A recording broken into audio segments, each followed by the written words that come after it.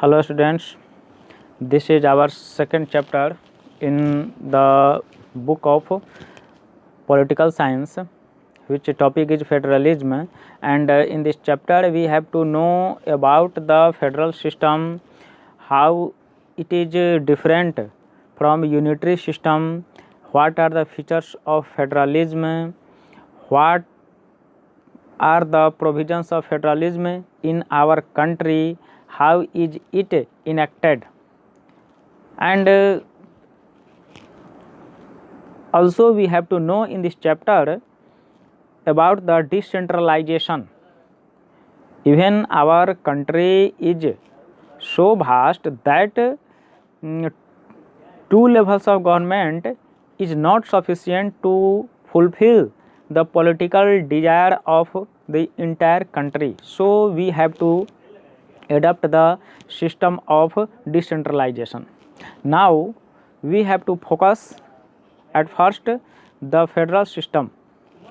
As you may see on your screen, federalism is a system of government in which the power is divided between a central authority and various constituent units of the country. It means there are at least two levels of government. Federal system में government के एक से ज़्यादा tyre होते हैं, एक से ज़्यादा लेवल होते हैं, और जैसा कि पूरे वर्ल्ड में है एटलीस्ट इसके दो लेवल ज़रूर होते हैं.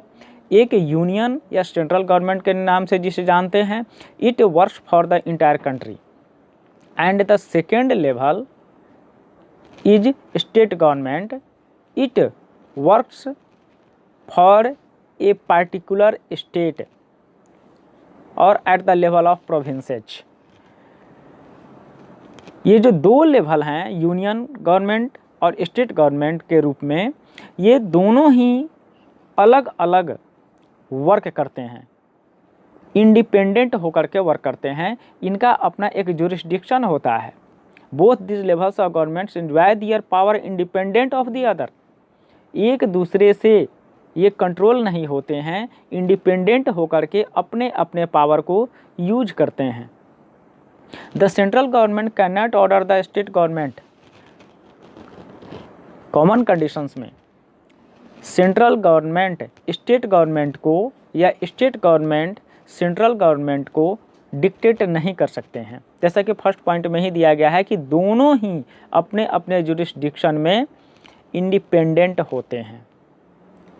And the third is state has power of its own for which it is not answerable to the center. State के पास भी अपने पावर होते हैं और वह सेंटर के लिए आंसरेबल नहीं होता है. इसकी रिस्पॉन्सिबिलिटी अपने एरिया में रहने वाले पीपल के लिए होती है. सेंट्रल गवर्नमेंट की रिस्पॉन्सिबिलिटी इंटायर कंट्री के लिए होती है, लेकिन कोई भी किसी के वर्क में इंटरफेयर नहीं करता है. And the next topic is unitary government. How is it different from federal system? As you may see, there is only one level of government in a unitary system. जैसे आपने देखा कि federal government में दो तरह के level होते हैं, दो लेवल होते हैं, लेकिन यूनिटरी में ऐसा बिल्कुल ही नहीं होता है. इसमें गवर्नमेंट का सिर्फ एक ही लेवल है और वह पूरी कंट्री के लिए वर्क करता है. यानी कि यूनिटी गवर्नमेंट में सिर्फ और सिर्फ यूनियन गवर्नमेंट या सेंट्रल गवर्नमेंट होता है. सब यूनिट्स और states are subordinate to the central government. The central government can pass an order to the states. Central government जो है वह स्टेट्स के लिए ऑर्डर पास कर सकती है और स्टेट्स को इन्हें एज इट इज़ फॉलो करना होता है.